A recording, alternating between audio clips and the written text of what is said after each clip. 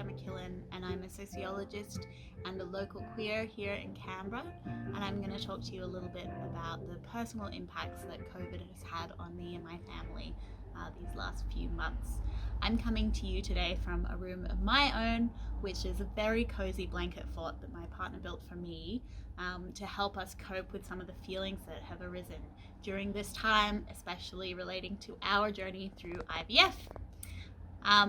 A few months ago, we were in the middle of an IVF cycle when the government cancelled all elective surgeries, including IVF procedures and treatments. So our cycle was cancelled, and you might think that that's something rather trivial or minor in the scheme of things, and obviously people's health is definitely the most important thing to consider, but we've been trying to have a baby for about 3 years, and this was our third IVF cycle.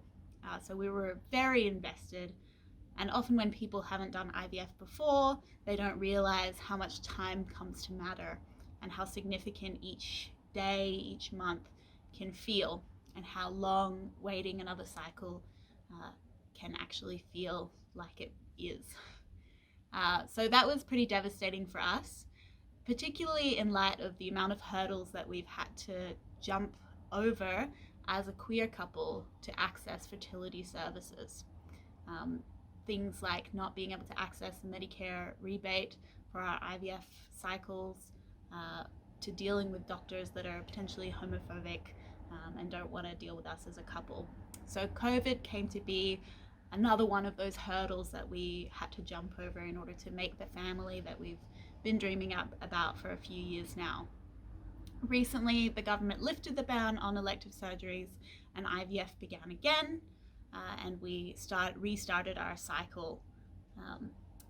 And that's felt very exciting for us. We really thought that it would be further towards the end of the year before we could restart.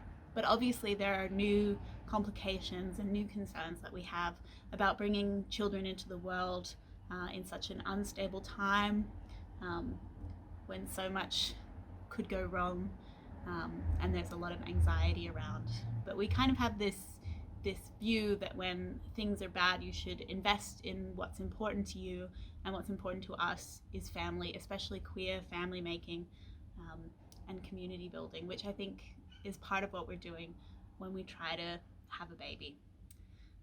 So those are just some of the ways that this particular time has affected us in an especially gendered and heteronormative way, I guess. Things that other people might not consider while they're going through this terrible time.